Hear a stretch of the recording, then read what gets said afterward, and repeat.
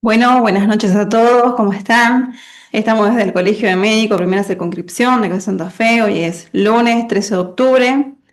Tenemos el agrado y el honor de presentar al doctor Facundo Gaitán, quien es médico de APS de la Universidad Nacional de Rosario, licenciado en Educación Física de la UNL, tiene máster en Fisiología del Ejercicio, Universidad de Barcelona, docente investigador del Laboratorio de Alto Rendimiento y Salud de la Universidad de Rafaela, docente de la Cátedra de Investigación Fisiología del Ejercicio y Entrenamiento de la Universidad también de Rafaela, y es entrenador de atletas del seleccionado nacional.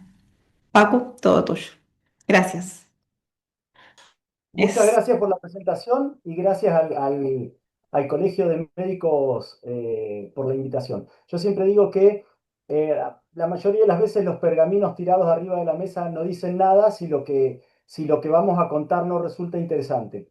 Así que lo que yo me he planteado en este webinar es poner una mirada sobre los aspectos fisiológicos del entrenamiento en niños, pero una mirada un poquito más profunda, que pueda hacer que los médicos comprendamos qué es lo que hacen a veces los profes de educación física y los entrenadores con esos niños. Pau, ¿puedo ya compartir? sí, dale nomás, Paco, no hay problema.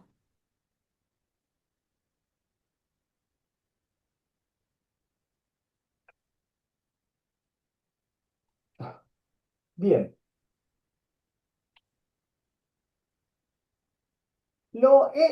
Este webinario que voy a dar va a estar enfocado básicamente a la pubertad, va a estar enfocado en niños de edad escolar, básicamente. Más allá de la pubertad, no, si bien hay muchos aspectos fisiológicos que hay que considerar todavía en los adolescentes en cuanto básicamente al desarrollo de las capacidades motoras, yo he enfocado este webinar en ese desarrollo y en esos aspectos fisiológicos que hay en relación a esas capacidades funcionales, a esas capacidades motoras y también las coordinativas, pero básicamente en los niños en edad escolar, ¿no? Los que van hasta la pubertad, prepubertad.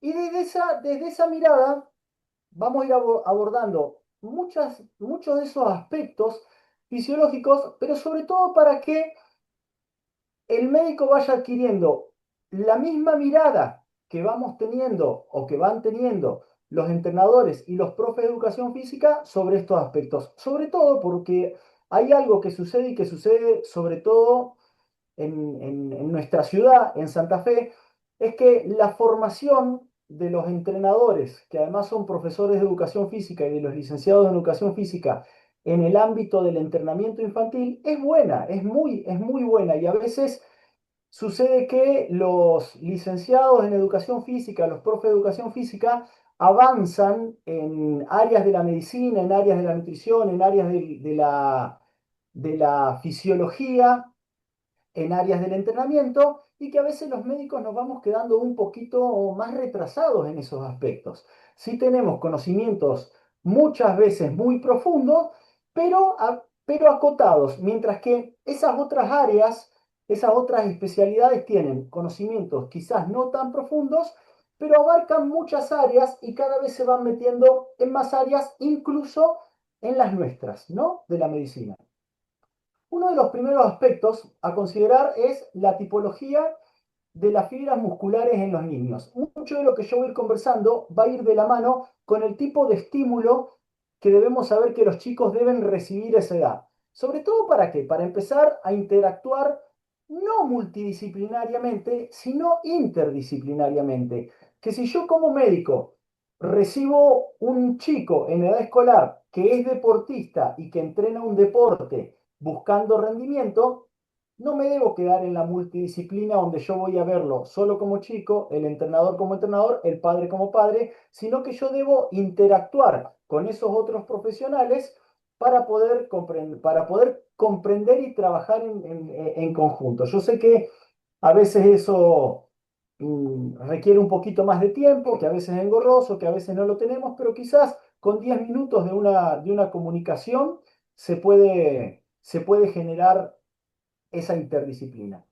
Cuando los chicos entrenan, en cualquier deporte, pero sobre todo en los deportes individuales o lo que se conocen como deportes psicomotrices e individuales, es donde la manifestación de la búsqueda del rendimiento más expresa, ¿no? Donde se ve en su máxima expresión. En cambio, cuando los chicos entrenan o hacen deportes de conjunto, eso se pierde un poquito más. Se pierde o se puede disimular un poquito más. Pero en los deportes individuales siempre se va a buscar la máxima expresión de esa capacidad motriz que se busca desarrollar. Y muchas veces, o muchas de esas disciplinas, guardan una estrecha relación con aspectos metabólicos y aspectos metabólicos que guardan relación con parte de la fisiología muscular. Y en función y en particular de esa fisiología muscular está abordada desde una mirada metabólica y desde una mirada de la aplicación de fuerza con el tipo de fibra muscular que que esos chicos van a tener.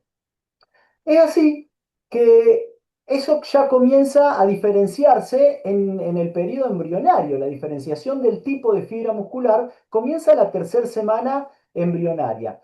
Sobre todo con los tipos de fibra que se van a diferenciar son unos tipos de fibra que se conocen como las 12. ¿Cuáles son los tipos de fibra muscular que tenemos? Para recordarlo, son las que se conocen como fibras musculares oxidativas o tipo 1, las fibras que se conocen como intermedias, que son las tipo 2B, y las fibras musculares de tipo rápidas, que se conocen como, perdón, las intermedias como 2A y las rápidas que se conocen como 2X. Puede ser que en algunas bibliografías se las encuentre con una tipología denominada 2B, pero hoy se ha encontrado que las 2B están más bien en los gatos, en los seres humanos el tipo de fibra muscular que tenemos es la 2X. Pero en el periodo embrionario hay una tipología de fibra muscular que es rápida y pluripotencial, que es la tipo 2C.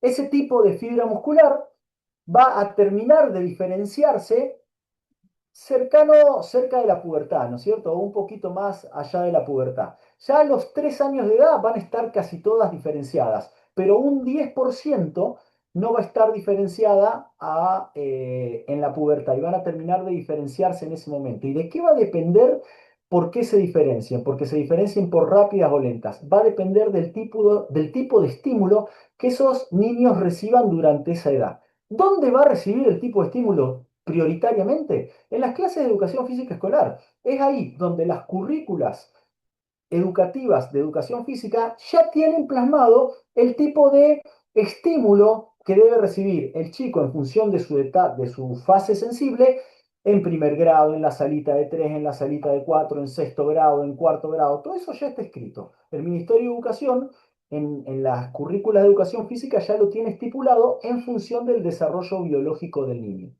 ¿Cómo es que Erler y Caculas encuentran estas conclusiones? Porque lo que han realizado ellos han sido biopsias musculares en esos niños en edades prepuberales. A veces algo difícil de encontrar muchas de estas publicaciones porque el tema es que a veces los comités de ética no aprueban estos trabajos, por lo cual es difícil que encontremos publicaciones, lo cual seguramente no significa que no se haga. Sobre todo en la época, hay muchos estudios que son de la época de la Rusia soviética, donde, bueno, evidentemente a nadie le importaba qué pasaba si un comité de ética lo aprobaba o no lo aprobaba. Bien, hacia los 5 años de edad, la proporción de las fibras tipo 1, que son las oxidativas, es muchísimo mayor en los niños. Los chicos son mucho más oxidativos, no son tan anaeróbicos. Pero esa diferenciación en el tipo de fibra va desapareciendo hacia la adolescencia y se sugiere una fenotipización de esas fibras oxidativas tipo 1 a tipo 2, algo que en la edad adulta ya no ocurre más. En la edad adulta sí hay fenotipización de las tipo 2A, que son las intermedias, a las 2X, o de las 2X a las 2A. Pero ya no hay de las 2A intermedias fenotipización hacia la oxidativa. Lo cual implica que la proporción va cambiando de los 5 a los 20 años aproximadamente, y la proporción de oxidativa, los chicos se van volviendo menos oxidativos y adquiriendo una fenotipización de fibras musculares un poco más rápida. Por eso hay que entender que el entrenamiento infantil hoy se posiciona sobre un fenómeno que se llama fenómeno de la intensidad. La mayoría de los entrenamientos de niños están orientados a entrenamientos intensivos, pero ojo, entrenamientos intensivos son intensivos adecuados. Yo no estoy diciendo que el fenómeno de la intensidad es un ejercicio o es una metodología de entrenamiento que va a llevar al niño al agotamiento. No, no, absolutamente nada que ver. Lo que quiero decir es que el fenómeno de la intensidad es el de la intensidad adecuada. Eso es lo que va a provocar los cambios y los estímulos. Y que de hecho el fenómeno de la intensidad hoy no se habla solo en niños, sino que en Doña Rosa también. Si Doña Rosa necesita generar un cambio, síntesis de proteína y aumento de la masa muscular, va a tener que responder al fenómeno de intensidad. Entonces hoy, en todos los grupos etarios de la vida, el fenómeno de intensidad desde hace un par de años empieza a posicionarse con gran contundencia sobre la bibliografía científica. Pero bien, esto es importante. ¿Por qué? Este fenómeno de fenotipización está muy determinado por la epigenética, por lo que el entorno genere sobre ese chico. El problema más grande que tenemos es que dependiendo dónde, hay chicos que se inclinan muchísimo más sobre el sedentarismo o que los estímulos que reciben en función de del deporte que hacen, a veces está programado en uno, dos o tres estímulos semanales.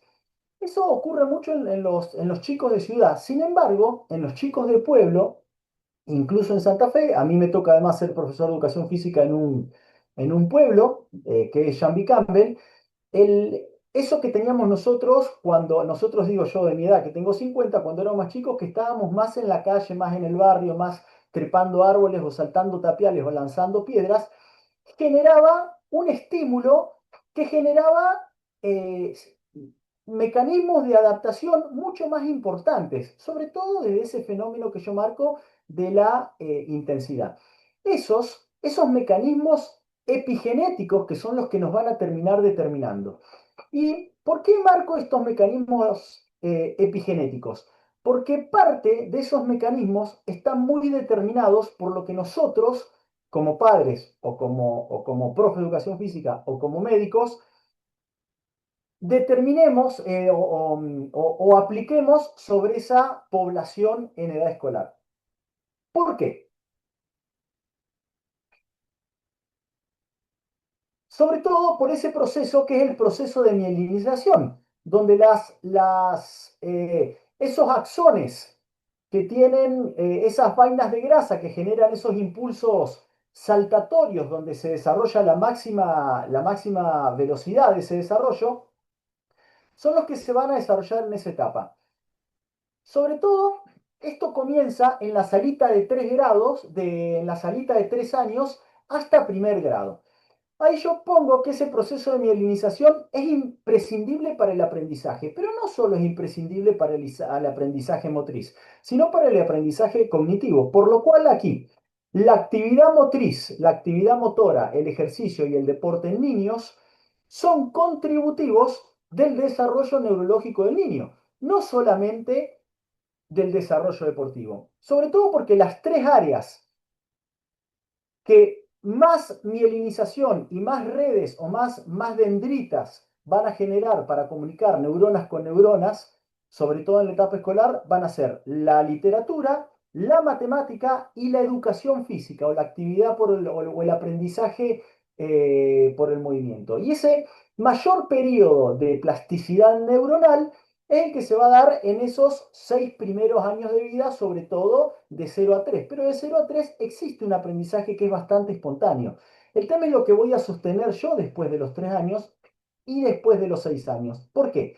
Porque todo ese aprendizaje que se da en el niño, que todos los médicos ya conocemos, de forma espontánea, si luego no continúa siendo estimulado, ocurre un fenómeno que se conoce como el fenómeno de la poda sináptica. Lo que no se ha mantenido y se ha desarrollado en ese periodo posterior a los 5 años y hasta los 16 años va a sufrir esa poda sináptica. Es un aprendizaje que al final no va a marcar esa huella neuronal. En realidad no es una huella neuronal, sino es una jerarquización del movimiento que va a terminar eligiendo el lóbulo frontal o la corteza asociativa del lóbulo frontal, que es la que va a recibir todas las aferencias sensitivas para elaborar una respuesta que se la va a terminar mandando a la corteza motora primaria y esa, a través de estos axones, generar una respuesta motora óptima. En el caso de la fuerza, el desarrollo de la fuerza muscular antes de la pubertad está más determinado por el grado de maduración de ese sistema nervioso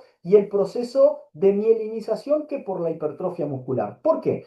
Esto implica que, lo vamos a ver en unas diapositivas más adelante, pero que el chico no debe entrenar fuerza o sí la debe entrenar. Sí, la realidad es que el niño debe entrenar la fuerza. De hecho, está contemplada en la educación física escolar. Pero entrenar la fuerza el niño no significa que va a ponerse una barra en la espalda, que va a poner los discos y que va a levantar grandes pesos, sino que va a generar una mejora, y los profesores de educación física la tienen muy clara, una mejora de la fuerza por procesos neurales, lo que se conoce como fuerza neural. Lo que se va a lograr es que haya una activación sincrónica de esos impulsos nerviosos que accionen todos juntos y al mismo tiempo sobre la placa motora. Es decir, si todos tenemos que empujar un auto y lo empujamos a destiempo, la fuerza que aplicaremos sobre ese auto para empujarlo va a ser una fuerza distorsionada e insuficiente. Ahora, si todos coordinamos como las neuronas en el aprendizaje y a la cuenta de tres todos empujamos el auto al mismo tiempo, seguramente la aplicación de fuerza que le metamos al auto para empujar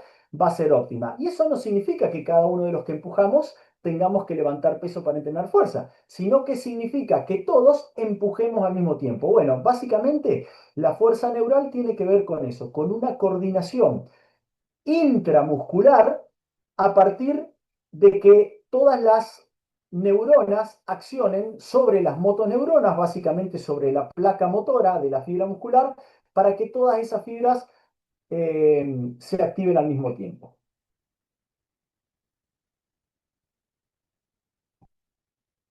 En cuanto a la velocidad está muy caracterizada por esa mielinización, por esa velocidad del impulso nervioso. Recordemos sobre todo que las células de Schwann son las más rápidas porque el impulso es saltatorio, pega unos saltos de un lugar, de una célula a la otra y eso es lo que le genera esa gran velocidad. En el caso de la velocidad pura, la velocidad en sí misma, pero sobre todo de carácter acíclico, no de carácter cíclico, porque la velocidad de carácter cíclico requiere una gran coordinación intermuscular, sobre todo entre agonistas, antagonistas y sinergistas, o algo que se conoce la coactivación alfa-gamma, que es un poquito más compleja, o el ciclo estiramiento-acortamiento, que requiere ya estar un poquito más avanzados. Pero en lo acíclico no. En la velocidad cíclica, sobre todo la velocidad acíclica y la de reacción, son óptimas en su desarrollo de los 5 a los 7 años. ¿Tiene que desarrollar la velocidad? Sí, la tiene que desarrollar. La cíclica sí, por eso yo pongo este dibujito de estos dos taekwondistas pateándose en un deporte que es acíclico. Y el desarrollo de la potencia también se desarrolla, y no significa que vayan a hacer levantamiento olímpico. Implica que la potencia en niños se desarrolle con cargas fáciles. Entonces, si un niño está entrenando la potencia y nosotros médicos entendemos que su entrenador entrena la potencia en niños, tenemos que saber que no significa que el niño está lanzando una pelota medicinal de 5 kilos por sobre el hombro. No, lo que implica es que a ese chico está aplicando cargas muy ligeras con movimientos muy veloces. ¿Qué tan ligera tiene que ser la carga? Bueno, no debería retrasar o enlentecer el movimiento en ese niño la carga más de un 10%. Cuando la carga representa más de un 10% de pérdida de la velocidad, esa carga ya la tenemos que considerar grande, pero son cargas menores las que se entrenan para esa potencia. ¿Cuáles son las maneras en las que se va a entrenar la velocidad de reacción? Básicamente se va a terminar entrenando con estímulos auditivos, visuales o táctiles. Hay un juego que se suele hacer en educación física, que se ponen niños enfrentados espalda con espalda y el profesor va a decir va a decir rojo y los rojos van a correr a los verdes, o va a decir verde y los verdes correrán a los rojos para atraparlos. y diferentes momentos. Pero eso sí se va a desarrollar en esa edad, entre los 5 y los 7 años, ese tipo de velocidad. Entonces, ¿un chico tiene que entrenar la velocidad a esas edades tan chiquititos? Sí, la tiene que entrenar, pero debemos entender que hay muchos tipos de velocidad y el tipo de velocidad que va a entrenar es la cíclica. Y de esta manera, o la potencia, con cargas muy ligeras. El chico no va a estar corriendo repeticiones de 100 metros en una pista de atletismo, ¿no? Tenemos que entender que a qué tipo de velocidad nos estamos refiriendo. Perdón, Facu. Sí. Dante Escarano quiere hacer una consulta. Va, levantó la mano. Bueno, Vamos a dar audio. Ahí le habilitamos el audio, puede consultar.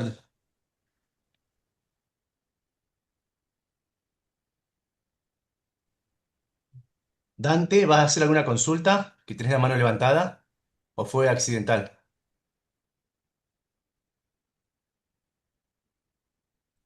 No, continúe, doctor. A veces levanta la mano accidentalmente. Ok, listo, Facu. Dale nomás. bueno. De los 7 a los 10 años se da en el crecimiento una regularidad que se la conoce como regularidad centrípeta, ¿no? Yo ahí pongo el grado para que si hay algún pediatra se pueda situar en qué grados es que se da esto. Esa regularidad centrípeta tiene que ver con que hay inicialmente un crecimiento, el pediatra seguro lo tiene claro, pero para todos los que escuchan, un crecimiento sobre todo del centro del cuerpo, porque como se acelera un poquitito más que el resto de las extremidades, básicamente los órganos que tenemos alojados, ¿no es cierto?, dentro del núcleo corporal o dentro de las cavidades vitales del organismo. Lo cual hace que las extremidades queden un poquito retrasadas. Cuestión que en esa edad es una edad todavía óptima para entrenar la velocidad frecuencial. La velocidad frecuencial, ¿qué es? Es en una actividad cíclica la cantidad de veces que podemos repetir la frecuencia de ese movimiento. Y fíjense ustedes, la máxima frecuencia de pasos de la vida en un varón es de 4,44 segundos aproximadamente y en la mujer de 4,0, pero alrededor de los 15 y 16 años después de la pubertad, esa frecuencia de paso disminuye y se estabiliza muchísimo. Tanto disminuye que en los varones baja a 4 metros por segundo y en las mujeres a 3,6 metros por segundo. ¿Por qué es importante eso? Porque uno de los motivos por los cuales se pregona el aumento o el entrenamiento de la velocidad frecuencial de los 7 a los 10 años es para que ese niño, independientemente del deporte que pueda elegir en el futuro, logre la máxima velocidad frecuencial considerando la pérdida que va a tener posterior a la pubertad. ¿Cómo se va a entrenar esa velocidad frecuencial? Generalmente se le entrena con bandas elásticas. Un chico tiene una banda elástica atada a otro chico, el de adelante corre y el de atrás es asistido por esa banda elástica, o corriendo en pendientes cuesta abajo, pendientes de no más de 20 grados, 30 grados de pendiente, pero corriendo cuesta abajo. Corriendo cuesta arriba no es algo que se aconseja hacerlo con demasiada cantidad de frecuencia, porque lejos de la pérdida normal que va a tener de velocidad frecuencial, esta la va a terminar aumentando.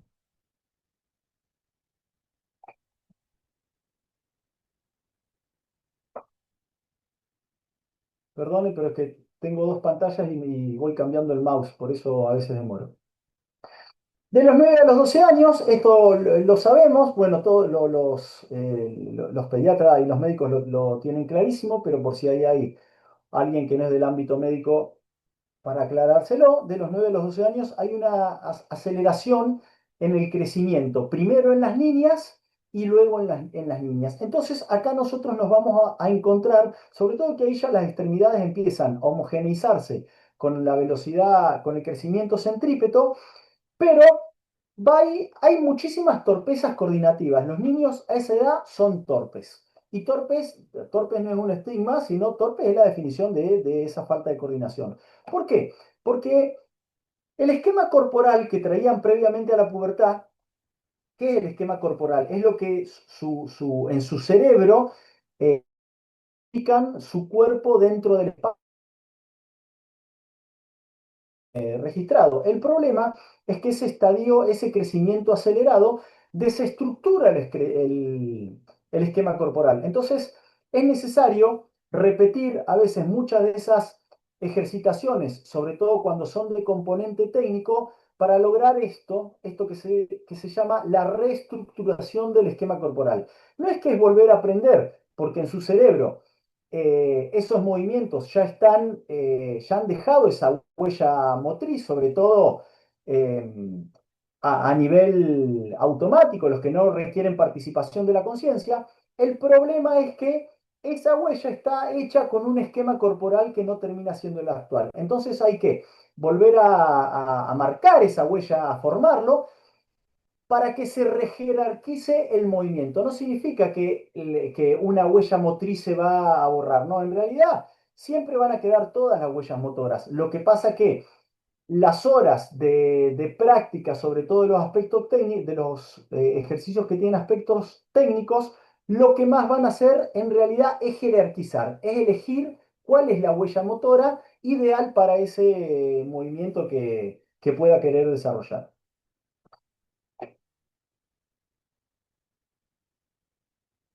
En cuanto al sistema oxidativo, acá hay muchas cosas muy interesantes.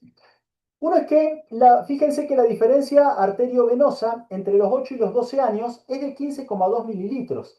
Y después, en los adultos, es de 15,8. O sea que la diferencia arteriovenosa, el oxígeno que va a venir por la arteria y que se va a quedar en esa masa muscular del chico, no tiene prácticamente diferencia con el adulto. No, no la hay. Entonces el sistema oxidativo no va a estar determinado por este aspecto. Va a estar más determinado por otros aspectos. Pero acá hay algo también interesante que a pesar de que los niños antes del estadio puberal no tienen mejoras significativas del consumo máximo de oxígeno, es decir, la máxima intensidad que pueden sostener, sí tienen umbrales anaeróbicos o intensidades submáximas más altas que un adulto. Y esto se da gracias a una gran eficiencia mitocondrial determinada más que nada por la masa mitocondrial que tienen. Y acá yo quiero aclarar algo para los médicos que escuchan, es que cuando nosotros decimos, los médicos, hablamos de umbral anaeróbico, no estamos hablando del mismo umbral anaeróbico que habla la fisiología del ejercicio.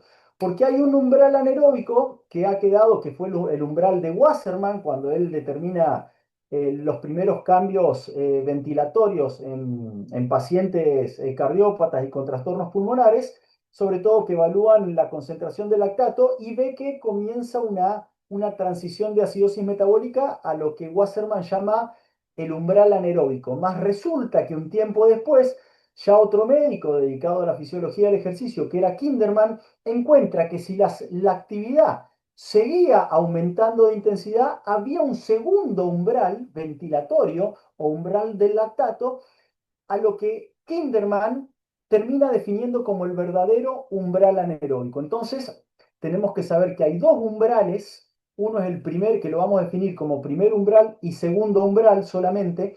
Y lo que nosotros hacemos referencia cuando hablamos del ejercicio como umbral anaeróbico es el segundo umbral. Es el punto a partir del cual la producción de dióxido de carbono supera al consumo de oxígeno. Los chicos, este segundo umbral lo tienen mucho más alto. Esto implica que los chicos pueden hacer actividades aeróbicas submáximas y repetirlas sin problema, pero no es aconsejable hacer actividades intensas máximas, porque el consumo máximo de oxígeno de estos chicos no presenta mejoras, presenta muy leves, pero propias del crecimiento, no del entrenamiento. Entonces, someter a un niño a intensidades muy altas aeróbicas, lo único que va a lograr, no va a lograr el desarrollo del consumo máximo de oxígeno, lo que va a terminar logrando es una desaprensión por la actividad física de ese chico, porque realmente la va a pasar mal. Eso sí es algo que tenemos que tener en cuenta y considerar cuando evaluamos el tipo de actividad física que esos chicos realizan. Bien, ¿esto por qué se da? Rowland tiene una teoría que es la teoría es la hipótesis de la célula atestada. ¿Atestada de qué? Atestada de mitocondrias. Rowland lo que dice es que la célula del niño tiene una masa mitocondrial lejos muchísimo más grande que la del adulto. Entonces, ese motivo es lo que los convierte en muy oxidativos y por ese motivo tienen un segundo umbral del lactato o umbral anaeróbico o segundo umbral ventilatorio, como le querramos llamar, tan alto como el del adulto en relación a su masa. Esto no significa que un niño va a correr a intensidades submáximas igual que la que corre un adulto, ¿no? No, esta es relativa. Y esta hipótesis refuerza mucho el hecho de que la tasa metabólica basal por kilogramo en el niño sea casi el doble de la que tiene el adulto. Pero sin embargo nos vamos a encontrar con un problema. Es que los niños tienen mucha cantidad de mitocondrias, los cuales los vuelve relativamente eficientes desde el punto de vista oxidativo, pero ¿por qué no los va, no, por qué esa tasa mitocondrial que tienen los niños no se refleja en un consumo de oxígeno que sea alto? El motivo es porque la cantidad de oxígeno que esos chicos van a repartir en cada bombeo, ¿no? En su gasto cardíaco, a las mitocondrias sigue siendo la misma. Entonces, esa misma cantidad de oxígeno lo que tiene que hacer es repartirse en todas esas mitocondrias. Todas esas mitocondrias no van a agarrar, no van a llenarse y saturarse en la oxidación del oxígeno, en la oxidación de los sustratos, porque la cantidad de oxígeno que le va a entrar a cada una va a terminar siendo un poquito. Todo el oxígeno que va a ser bombeado por el sistema cardiovascular se va a tener que repartir en más cantidad de mitocondrias. Y no hay más cantidad de oxígeno para bombear porque el volumen sistólico es pequeño y porque es tan alta la frecuencia cardíaca que los chicos progresan muy rápido a lo que se conoce como el fallo de bomba, que ya lo voy a describir. Acá hay una propuesta. ¿Cuál es la propuesta? Esto sí es bueno que los médicos lo sepamos, sobre todo a la hora de evaluar qué es lo que está entrenando o el pediatra cuando recibimos un chico y cuál es la carga de entrenamiento que está recibiendo. Y Grosser lo que ha estudiado en función de niños y de 3.500 chicos que ha ido siguiendo durante mucha cantidad de años, es que de los 8 a los 10 años, un solo estímulo semanal de entrenamiento de la resistencia es suficiente para provocar un desarrollo. Lo mismo a los 10 a los 12 años y así cada 2 años lo va marcando y van a ver que la cantidad de estímulos hasta la pubertad no tienen que ser una cantidad. Uno o dos estímulos de desarrollo del entrenamiento aeróbico, estímulos del entrenamiento aeróbico, ya van a lograr en esta población un desarrollo. Por lo cual, someterlos a más cantidad de estímulos no tiene sentido, el desarrollo que van a obtener no va a cambiar, no va a modificarse y siempre lo que debemos tener en cuenta son esos aspectos pedagógicos. Porque un chico que la pasa mal en la actividad física genera un aprendizaje y una desaprensión por esa actividad física y va a ser en el día de mañana el adulto sedentario, el adulto que la mala actividad, que la actividad física mal ordenada le ha causado más desagrado que agrado, ¿verdad? Bueno, este es un estudio que fue realizado sobre más de 9.000 chicos y chicas, aunque tiene un sesgo, que ahora se los voy a decir, y que en términos absolutos eh, ambos muestran, los chicos y los niños, que muestran un aumento del consumo máximo de oxígeno, pero que probablemente ese aumento termine siendo en el tiempo, a medida que avanza la edad, por maduración de los órganos involucrados. Es decir, ese aumento del consumo de oxígeno en el chico se va a dar naturalmente por el crecimiento del niño. No se va a dar porque tenga que haber estado estimulado. Y nosotros vamos a ver ahí, en la gráfica de la izquierda, ese consumo máximo de oxígeno absoluto, esa comparación entre varones y mujeres, y vamos a ver que el consumo de oxígeno absoluto va a ir creciendo independientemente de que entrene o no entrene algún deporte, simplemente por una cuestión madurativa. Y ese consumo de oxígeno obviamente va a ser más alto en varones, el absoluto por la masa muscular. Recordemos que a más cantidad de masa muscular, más cantidad de fibras, a más cantidad de fibras, más cantidad de miofibrillas, acá más cantidad de miofibrillas, más cantidad de mitocondrias, dentro de esa célula muscular, ¿no? Básicamente tiene que ver con la tasa mitocondrial total como consecuencia de la cantidad de masa muscular que tienen. Mientras que en las líneas, iguales pesos a veces tienen más contenido graso y masa muscular absoluta involucrada en el ejercicio y con alta tasa mitocondrial es menor. Mientras tanto, que acá hay algo muy interesante, observen en la gráfica de la derecha, es el consumo de oxígeno relativo, es decir, en mililitros por kilogramo de peso por minuto. Y vamos a ver que a medida que avanza la edad en este estudio, por eso lo quiero marcar, el consumo de oxígeno en varones va aumentando hasta alcanzar una meseta y después en su historia natural, no alguien que lo está entrenando, en su historia natural ese consumo de oxígeno empieza a decaer un poquito, no alguien que está entrenando específicamente consumo de oxígeno, digo, pero son chicos que pueden hacer un deporte y que de hecho en este estudio manifestaban que los hacían, pero eran deportistas amateurs, ¿no? De alto rendimiento. Pero fíjense en las mujeres. En las mujeres este estudio muestra una caída del consumo de oxígeno relativo, es decir, por kilogramo de peso por minuto, ya desde los 6 años. Pero ¿cuál es el sesgo que aparentemente se le critica a este estudio? Y es que los niños, ya sea por una cuestión de imaginario social determinada por cuestiones sociales, terminan yendo a practicar deportes de mayor impacto aeróbico que el que terminan eligiendo las mujeres. Entonces el sesgo podría estar acá, en que a lo mejor el chico a los 9 años va a practicar fútbol y la nena a los 9 años a lo mejor va a practicar danza. O al chico lo mandan a practicar fútbol y a la chica la mandan a practicar danza, ¿no? Esto es un ejemplo que doy, pero básicamente este estudio podría tener en cuanto al valor relativo un sesgo que está vinculado con el tipo de actividades físicas que socialmente se le cargan o se le atribuyen a los varones por sobre las mujeres.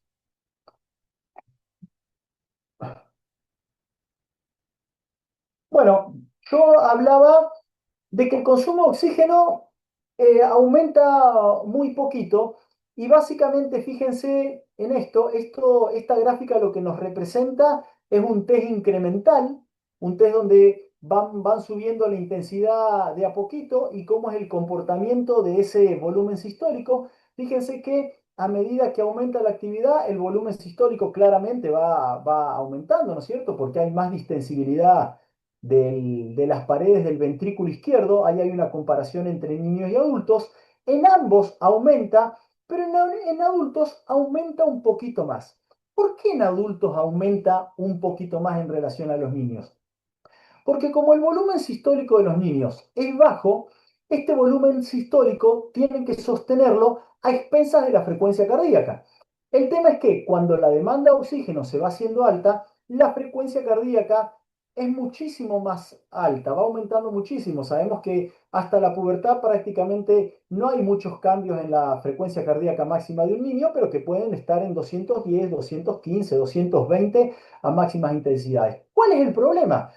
Es que cuando el ventrículo izquierdo comienza a expandirse para llenarse de sangre, antes de lograr la máxima expansión a altas intensidades, por decirlo de alguna manera, ya viene el pulso siguiente. Entonces la telediástole no es la máxima. Ahí ocurre un fenómeno que es el fenómeno que yo les decía que se conoce como el fenómeno de fallo de bomba. No alcanza a lograr la máxima expansión para el llenado ventricular, que ya viene la contracción siguiente. Eso es una de las limitantes que va a tener en el gasto cardíaco. Se va a sostener hasta intensidades submáximas a expensas de la frecuencia cardíaca, pero cuando las intensidades son máximas va a ocurrir el fallo de bomba, igual que en los adultos, pero va a ocurrir mucho más temprano.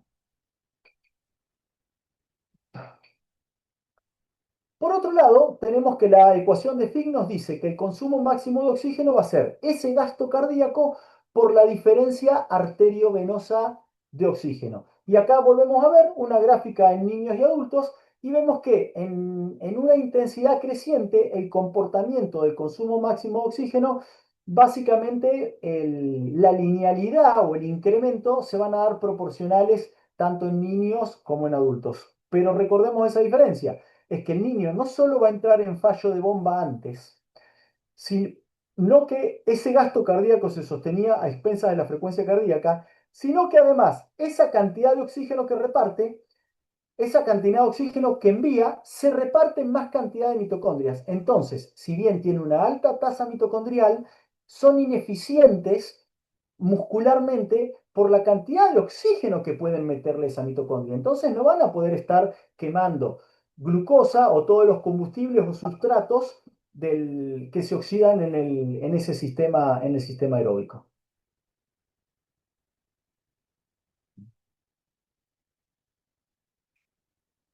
Sin embargo, no se observaron cambios diferenciales durante la adolescencia respecto de los niños, por lo cual aparentemente se seguirían sosteniendo esos.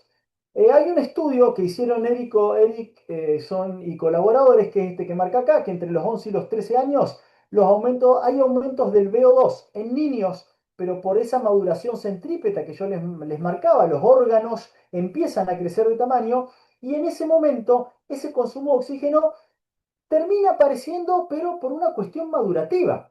En este estudio, estos autores, Erickson y colaboradores, lo hicieron con 9 niños que los sometieron durante 16 semanas a un entrenamiento aeróbico. Y ellos observan esto.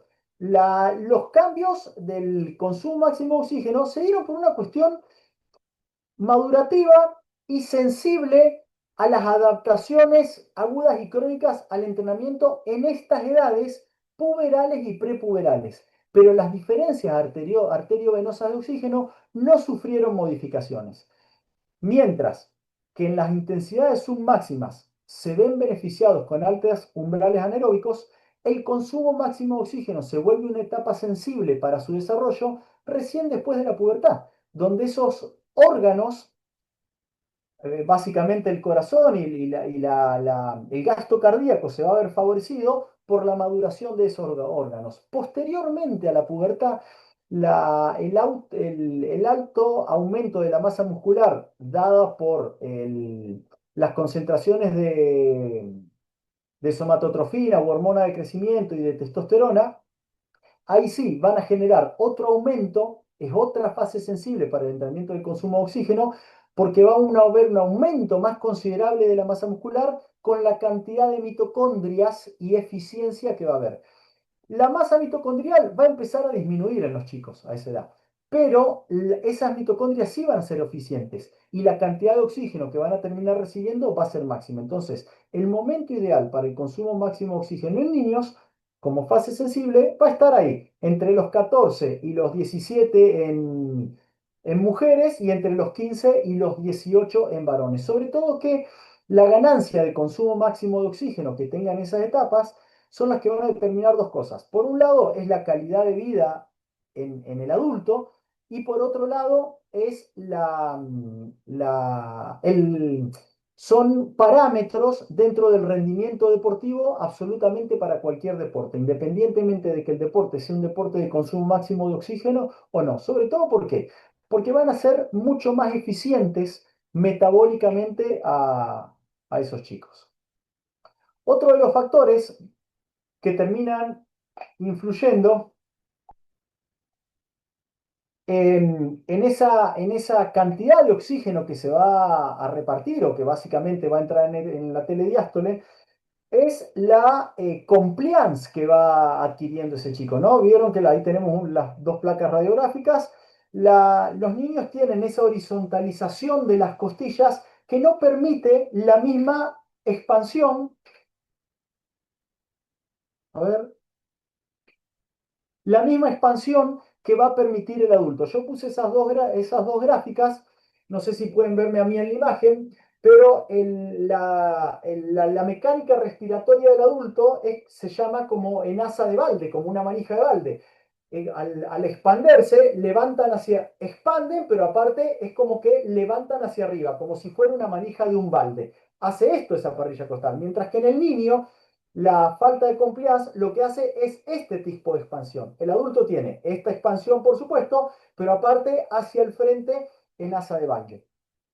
Entonces, la frecuencia ventilatoria también estará elevada en niños por ese motivo, considerando sobre todo que su peso, el peso del pulmón, es 3 veces menor que en la del adulto y tiene 10 veces menos cantidad de alvéolos, por lo cual la difusión de los gases a nivel alveolar va a determinar ese consumo de oxígeno que el niño tenga. Porque el consumo de oxígeno, el consumo máximo, en realidad, si bien el que se va a consumir esa cantidad de oxígeno va a ser la que se la va a consumir, va a ser la mitocondria, se dice que es una medida para el aporte de oxígeno, difusión de oxígeno, transporte de oxígeno y utilización del oxígeno por la masa muscular. Por lo cual, en esta ecuación, la compliance es determinante del consumo máximo de oxígeno y la capacidad de difusión alveolar también.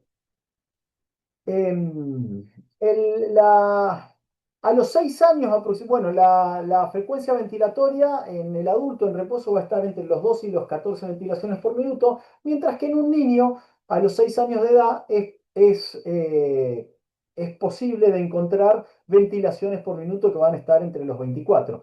De ahí que cuando los vemos en actividad física no nos asombra que el jadeo de los niños sea mucho más alto. Sin embargo, la recuperación post ejercicio, lo que se conoce como deuda de oxígeno en el niño, es muchísimo más alta. Por eso los chicos tienen actividades altas, explosivas, pero cortas y recuperan enseguida. Hay un estudio que yo busqué para dejarlos, pero no lo pude encontrar, que lo tengo en algún lugar de mi computadora, donde pusieron a 8 atletas de élite polacos a seguir durante 24 horas e imitar absolutamente todas las actividades de los niños y ninguno de los 8 atletas de élite pudo seguir a los niños durante esas 24 horas. Lo tenían que seguir absolutamente en todas las actividades. Si jugaban, tenían que jugar, si caminaban, caminar, si corrían, correr, si miraban televisión, mirar televisión, si dormían, podían dormir y descansar, y ninguno de los 8 atletas de elite pudo seguir 24 horas a un niño. Seguramente por diferentes factores, no solo por fatiga, sino factores psíquicos, pero bueno, ese estudio está muy bueno, no he podido encontrarlo, pero si lo rastreo se los voy a dejar y se los voy a mandar.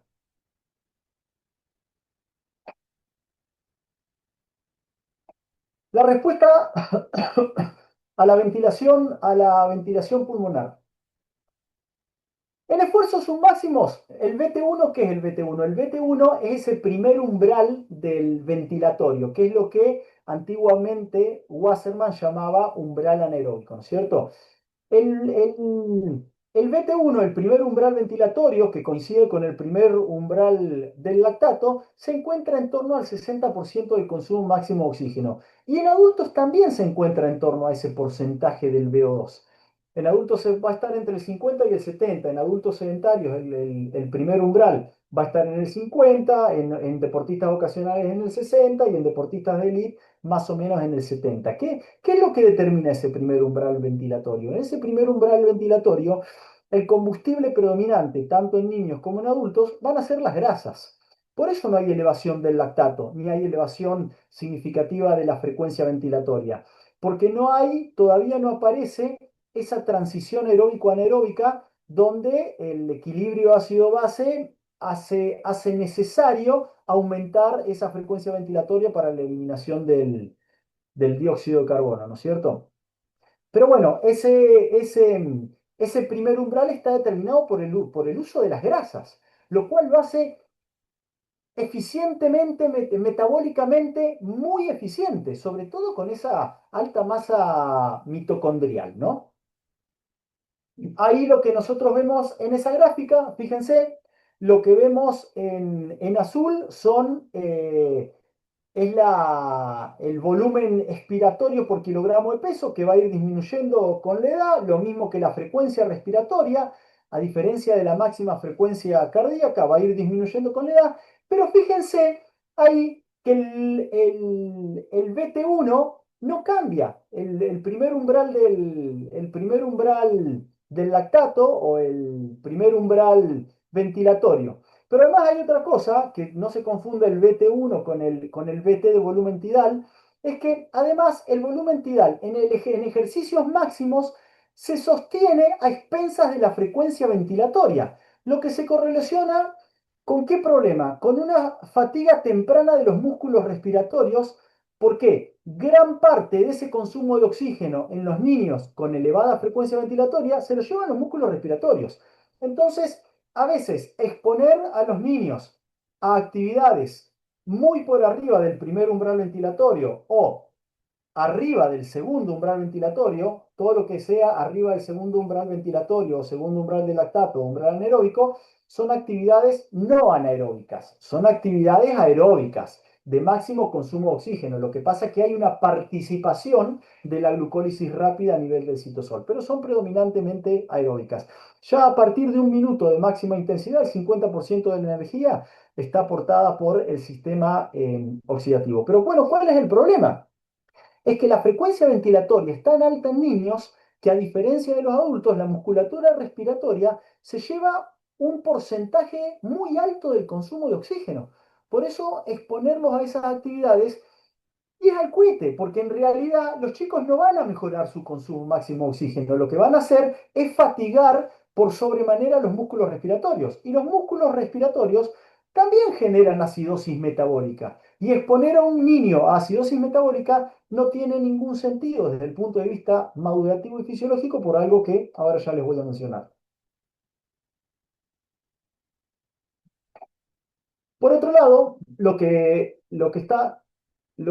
esperen que perdí la pantalla, lo que estamos viendo acá es ese comportamiento de la frecuencia respiratoria y del volumen tidal. Y van a ver que el volumen tidal, en la medida que va aumentando por una cuestión madurativa, va bajando esa frecuencia ventilatoria. Cuando aumente el volumen tidal, que es madurativo, no puedo forzar el entrenamiento, cuando aumenta el volumen tidal, la frecuencia respiratoria va a ir bajando eh, paulatinamente, haciendo que los músculos respiratorios ya no se lleven porcentajes tan altos del consumo de oxígeno y pueda ese niño ir metiéndose de a poquito en esa fase sensible para el desarrollo del VO2. Fíjense que va a aparecer sobre todo después de la pubertad. En cuanto a otro aspecto, el de la glucólisis anaeróbica, se estimula entre los 7 y los 10 años.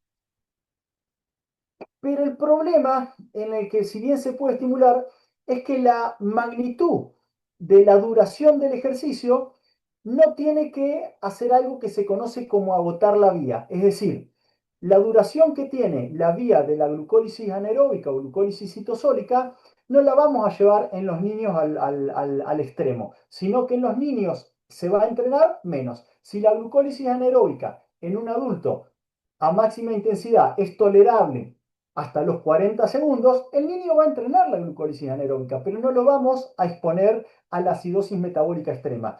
Va a entrenar la glucólisis anaeróbica, pero con tiempos más reducidos, mientras que en un adulto la inhibición de una de las enzimas, que es esta que vemos en el dibujito, la fosfofructoquinasa, se sucede a partir de los 40 segundos, no en el adulto, en el niño, más o menos también, no tiene sentido que lo expongamos a esa duración. ¿Va a entrenar la glucólisis anaeróbica? Sí, la va a entrenar. El tema es el tiempo límite al cual nosotros lo entrenamos.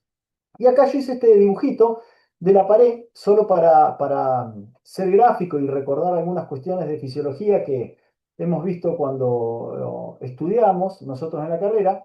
Y yo quiero que hagamos de cuenta que esa pared de ladrillos es la glucosa. ¿Que cómo se almacena la glucosa? La glucosa ya sabemos que se almacena en el hígado, ¿no? La principal función exócrina del hígado es mantener la glucemia sanguínea. Y la glucosa se almacena también a nivel muscular. Y acá hay algo muy interesante. Se almacena en diferentes lugares del músculo, pero sobre todo a nivel citosólico. Y yo les decía que el citosol de las células musculares de los niños están atestadas de mitocondria. Cuestión que es tanta la cantidad de mitocondria que la capacidad de tener reservas de glucógeno muscular se ven reducidas en el niño. Entonces tiene pocas reservas de glucógeno muscular, por lo cual llega al agotamiento antes que el adulto en intensidades altas. Ahora bien, esa glucosa que va a estar guardada en esa pared de ladrillos como glucógeno muscular, en realidad como glucosa 6-fosfato, es una forma en la que está unida la glucosa, todas unidas en la reserva, esa glucosa va a terminar rompiéndose, rompiéndose a través de, de ese proceso que conocemos que es la glucólisis, donde se va a ir convirtiendo en diferentes subproductos y uno de ellos es, dentro del citosol celular, el piruvato. Bueno, recordemos que el piruvato puede seguir dos caminos durante la actividad física y en el reposo también. Siempre va a haber piruvato. Siempre nosotros ahora en reposo tenemos 1,5, 2, 2,5 milimoles de lactato. Y ese lactato es el resultado de ¿qué? Del metabolismo del piruvato en el citosol. Bueno, ese piruvato va a seguir dos caminos. Uno de los caminos, el ideal, es meterse dentro de la mitocondria para ser oxidado y producir a partir de la glucosa 36 ATP, a partir de las grasas, si son grasas las que se oxidan, producirá 120 ATP, bueno, y así.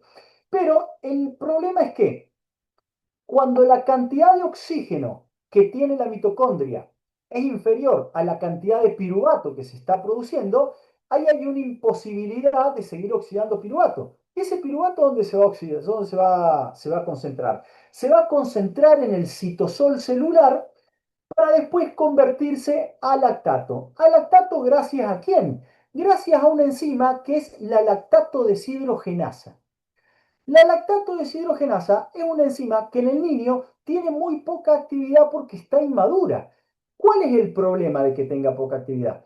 El niño, a partir del piruvato, va a formar poca cantidad de lactato, pero el problema más grande es que la LDH convierte piruvato en lactato, pero también lactato en piruvato. Y ese lactato que se convirtió en piruvato se lo van a consumir otras mitocondrias que trabajan oxidativamente, no necesariamente las de la célula que produjo ese exceso de piruvato. ¿Cómo lo va a hacer? Porque se va a terminar formando ese lactato y ese lactato va a salir de la célula muscular al torrente sanguíneo llevándose ¿qué? Llevándose los hidrógenos, que es lo que provocan la acidosis celular. Y así va a ocurrir, cuando se lo lleven a nivel sanguíneo, gran cantidad de hidrógenos, ese lactato, la acidosis metabólica. Y ojo, acá hay un concepto de ácido láctico. El ácido láctico, al parecer, no existiría como tal. La evidencia científica cada vez se inclina más a favor de la no existencia del ácido láctico, sino del lactato, que es su base conjugada. Aunque hay algunos autores que dicen que durante un muy pequeño momento habría una explosión de ácido láctico, pero enseguida se convertiría en lactato.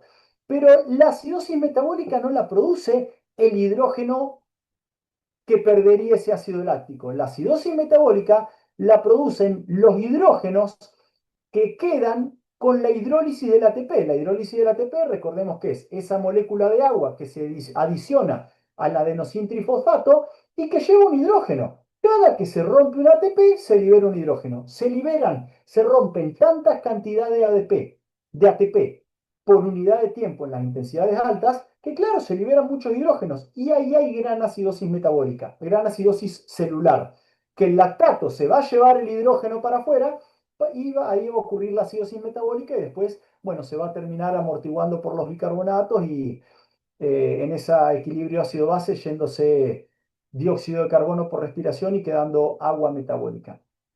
Pero bueno, ¿qué pasa con esa acidosis? Yo ahí les estoy mostrando que la enzima PFK es la que interviene ahí en la glucólisis rompiendo la molécula de glucosa. Pero cuando ocurre la acidosis celular, la PFK está inhibida. Entonces ese niño, mucho antes que el adulto, va a dejar de romper glucosa y además la va a pasar mal. Es el motivo por el cual no debemos exponer en tiempos límites a los niños al entrenamiento de la glucólisis anaeróbica. Y acá, repito algo, ¿debe entrenar la glucólisis anaeróbica? Sí, lo que no la debe entrenar es a tiempos límites. Este estudio, esto sobre todo de este autor, de Aralambie, él indica que en niños de 5 a 6 años presentaron un 50% menos de esa enzima LDH en comparación con los adultos. Ahí está parte de esa inmadurez. Y que mientras que la energía para el trabajo intenso es muy prolongado, es muy limitada debido a esas pobres condiciones enzimáticas de esa vía glucolítica. Por dos motivos.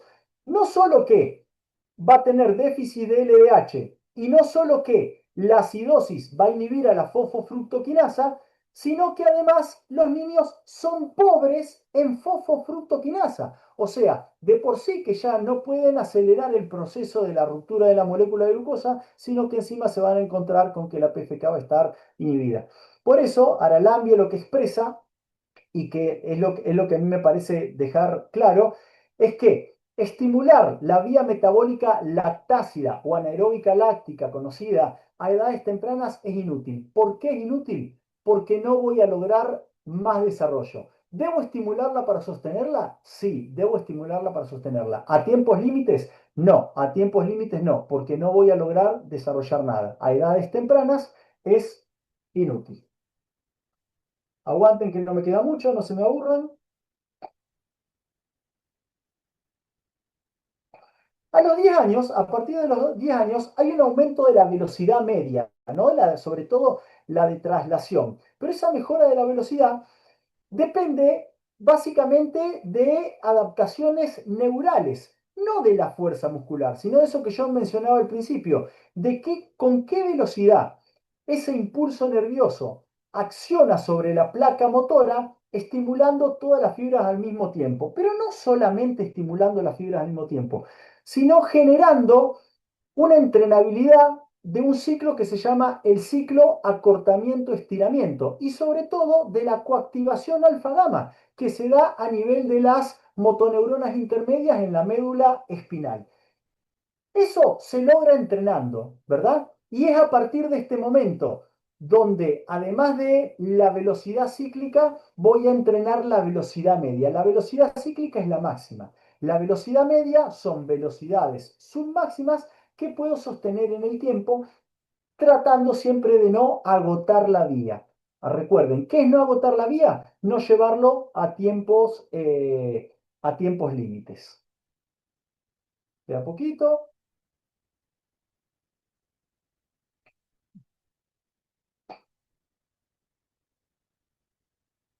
Tengo la diapositiva blanca, entonces no puedo ver dónde está el cambio. Ahí está.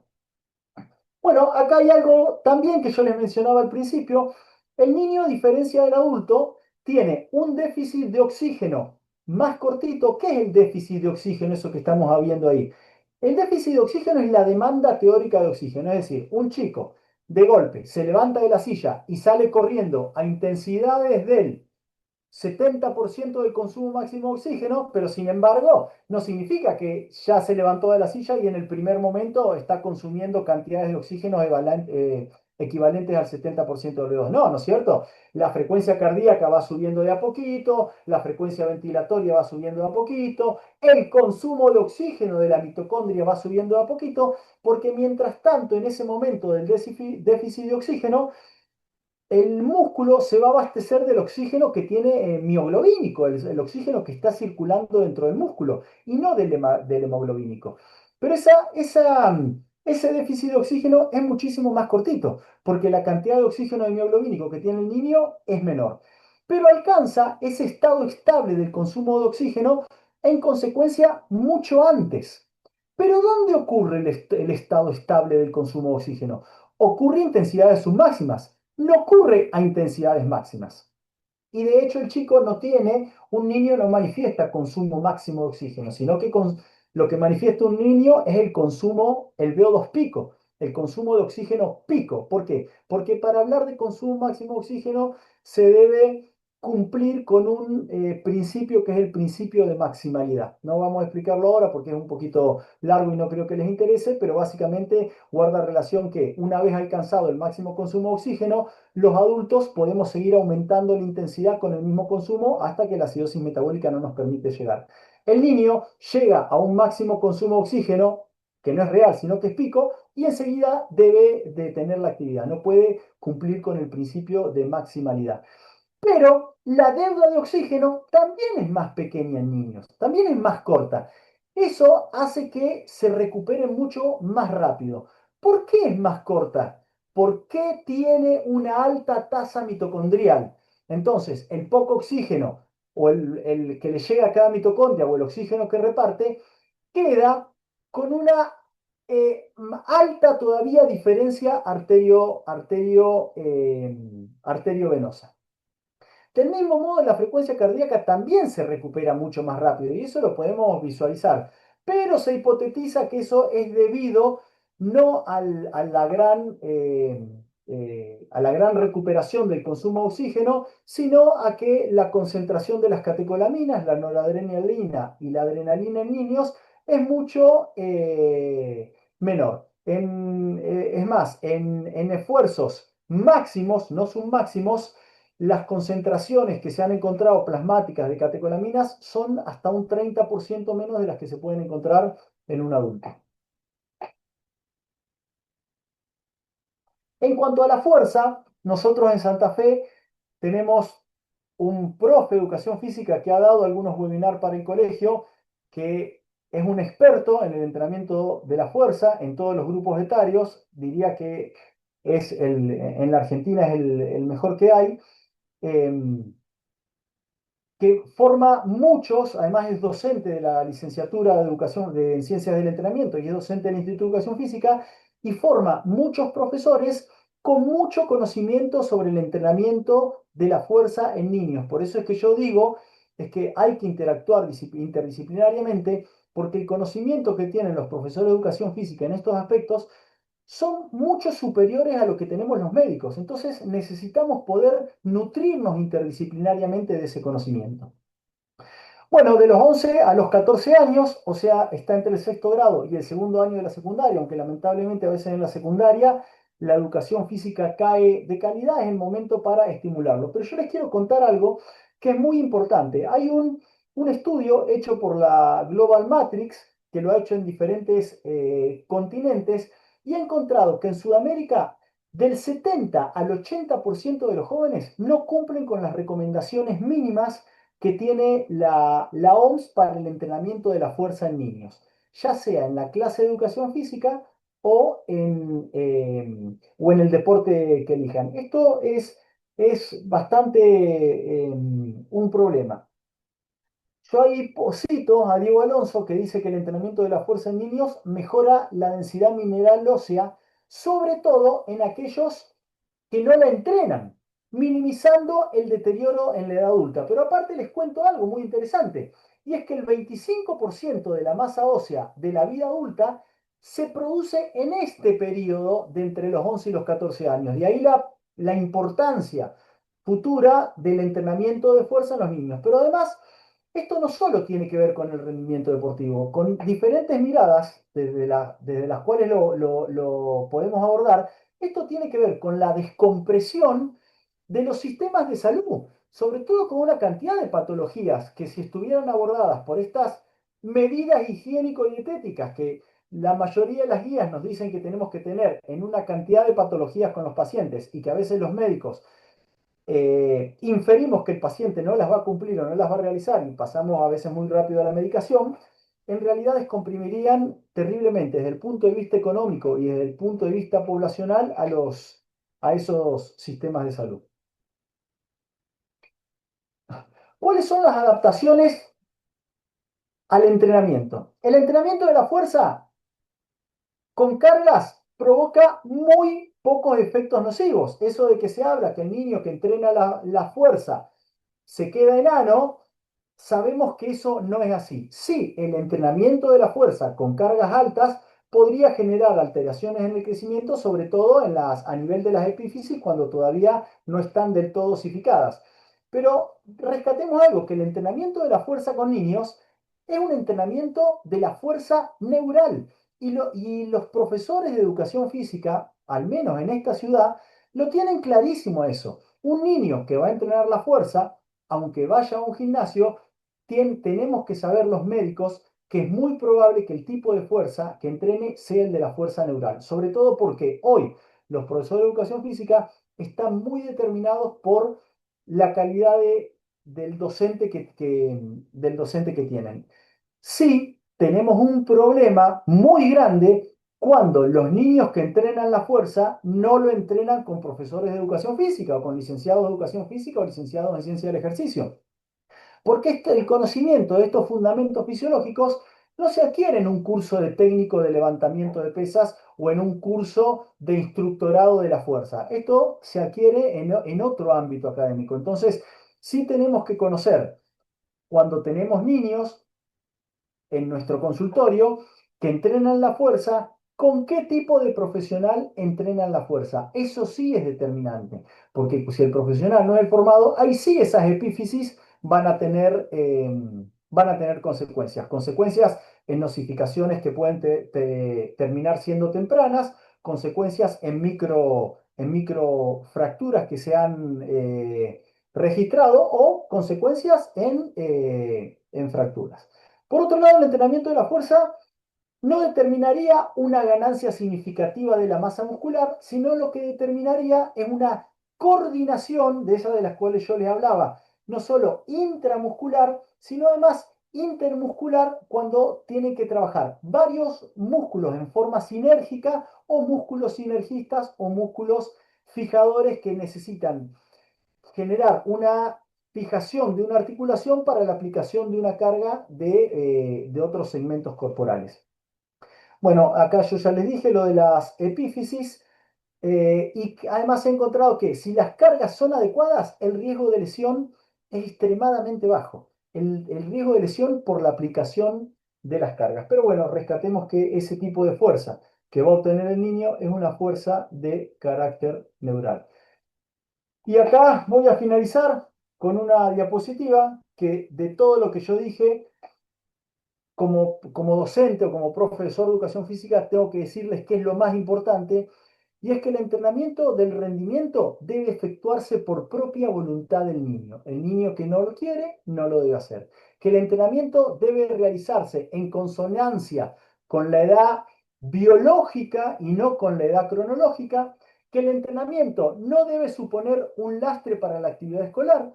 Si el de entrenamiento va en desmedro de la actividad escolar, ese entrenamiento no debe realizarse o debe reverse, y que el entrenamiento debería todavía dejar en el niño tiempo libre suficiente para otros intereses. El entrenamiento no puede ser prioritario. ¿Dónde nos encontramos este problema principal? O al menos es el que yo veo. En los padres que transfieren o que trasladan a los niños sus frustraciones de los deportistas que no fueron, ¿no? Pero bueno, estas cuatro premisas son mucho más importantes que todos los aspectos fisiológicos que yo mencioné anteriormente. Bueno, gracias a todos. Excelente, Facu, muchísimas gracias. Bueno, ¿alguna pregunta? ¿Alguna consulta?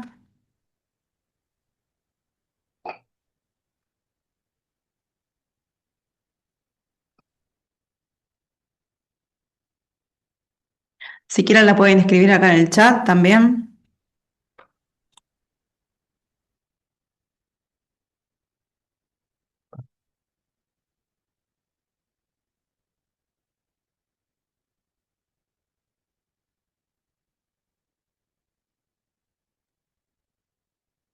Bueno, la verdad que estuvo clarísimo, Facu.